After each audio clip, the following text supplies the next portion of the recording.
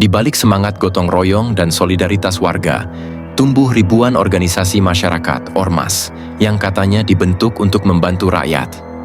Namun belakangan ini, keberadaan sebagian ormas justru menimbulkan keresahan. Dari minta jatah keamanan di pasar, pungli parkir, sampai menguasai lahan publik, bahkan datang ke pesta warga cuma untuk minta makan. Jumlah mereka sangat besar, bahkan disebut-sebut lebih banyak dari gabungan anggota Tentara Nasional Indonesia dan Polri. Tapi, apakah semua ormas benar-benar membawa kebaikan? Di video ini kita akan mengupas tuntas apa sebenarnya fungsi ormas, kenapa masyarakat mulai resah, dan bagaimana pemerintah menyikapi fenomena ini. Mari kita bahas bersama, dan kamu juga bisa ikut berdiskusi di kolom komentar. Karena ini bukan sekadar cerita biasa, ini adalah kenyataan yang sedang kita hadapi.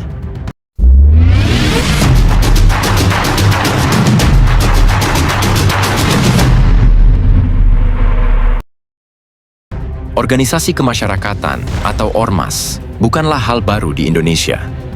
Sejak masa perjuangan kemerdekaan, ormas hadir sebagai wadah perjuangan rakyat, tempat berkumpulnya mereka yang ingin berkontribusi untuk bangsa, baik di bidang sosial, keagamaan, hingga pendidikan. Undang-Undang Nomor 17 Tahun 2013 tentang Organisasi Kemasyarakatan memberikan legalitas bagi warga negara untuk berserikat dan berkumpul. Ormas dianggap sebagai bagian dari demokrasi, mewakili suara rakyat dan membantu pembangunan. Namun, seiring berjalannya waktu, jumlah ormas di Indonesia tumbuh luar biasa pesat. Hingga tahun 2023, tercatat lebih dari 450.000 ormas terdaftar secara resmi di Kementerian Dalam Negeri, dan jumlah yang tak terdaftar diduga jauh lebih banyak. Jika kita bandingkan, jumlah ormas ini bahkan telah melampaui jumlah personel TNI dan Polri yang digabungkan, yang berkisar sekitar 900.000 orang. Dengan kekuatan massa sebesar itu, ormas bisa menjadi kekuatan luar biasa, entah untuk kebaikan atau sebaliknya. Secara ideal, ormas dibentuk untuk berperan sebagai mitra pemerintah dan masyarakat. Mereka bisa menjadi kekuatan sosial yang menyuarakan kepentingan rakyat kecil, membantu di bidang kemanusiaan, bahkan terlibat dalam pembangunan. Namun, kenyataan di lapangan tidak selalu seindah harapannya. Banyak ormas saat ini justru dikenal bukan karena kontribusinya, melainkan karena tindakan-tindakan yang meresahkan. Ada ormas yang meminta jatah keamanan di pasar. Ada pula yang memonopoli lahan parkir tanpa izin, bahkan menyegel proyek atau lahan hanya karena tidak diberi bagian. Di Tangerang Selatan misalnya, lahan milik BMKG dikuasai sekelompok ormas yang mengeklaim itu tanah warisan turun-temurun dan menyewakannya kepada beberapa pihak dan pengusaha lokal. CC, dia bilang nggak apa-apa, nggak aman nih Pak, ini punya siapa? Saya tanya kan gitu, aman Bu, ini apa namanya kekuasaan kita lah, maksudnya bahasanya itu ahli waris gitu kan, disuruh kita yang nunggu gitu kan, kalau aman ya sudah. Nah akhirnya Ketua Yani mengajukan, gimana kalau include aja, Ibu nggak tahu menau soal RT RW semuanya mereka yang urus, include minta 25, ya kan? Akhirnya saya negosiasi, setelah saya negosiasi deal lah di angka 22 juta. Di tempat lain, ada ormas yang datang ke pesta hajatan hanya untuk minta makan dan amplop. Dari simbol perjuangan rakyat, sebagian ormas kini berubah wujud, mirip kelompok preman yang mengandalkan kekuatan massa dan intimidasi. Mereka tidak datang membawa solusi, tapi menambah beban. Fenomena ormas yang bertindak di luar batas akhirnya menjadi perhatian serius pemerintah. Presiden Prabowo Subianto bahkan menyatakan resah terhadap maraknya aksi premanisme yang mengatasnamakan ormas.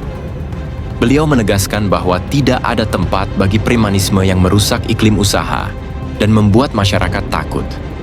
Pemerintah pun membentuk Satgas Terpadu Penanganan Premanisme dan Ormas Meresahkan. Satgas ini terdiri dari unsur Tentara Nasional Indonesia, Polri, dan kementerian terkait. Selain itu, Kementerian Dalam Negeri mulai menginventarisasi ormas-ormas yang menyimpang dari fungsi aslinya. Bahkan, ada wacana merevisi UU Ormas untuk mempercepat proses pembubaran ormas yang meresahkan. Ya, saat ini kami Kemendagri terus melakukan evaluasi, meminta agar satgas-satgas ini proaktif menampung aduan dari masyarakat, karena ujungnya memang sangat mungkin bisa dilakukan proses-proses sanksi, mulai dari sanksi administratif, pidana, sampai bahkan pembubaran. Langkah ini menunjukkan bahwa negara tidak tinggal diam. Tapi, apakah cukup hanya dengan pembubaran? Ormas pada dasarnya adalah alat. Ia bisa menjadi alat perjuangan atau alat tekanan. Semuanya tergantung siapa yang menggerakkan dan untuk tujuan apa. Di satu sisi, kita tidak boleh menutup mata. Banyak ormas yang masih menjalankan fungsi sosial dengan tulus. Tapi di sisi lain, kita juga tidak bisa menoleransi yang menebar ketakutan atas nama kebebasan berserikat. Pertanyaannya sekarang, sampai kapan kita akan diam jika sebagian ormas justru menjadi pengganggu keamanan, bukan penjaga kebaikan? Apakah aturan yang ada sudah cukup kuat? Atau justru selama ini kita yang terlalu permisif?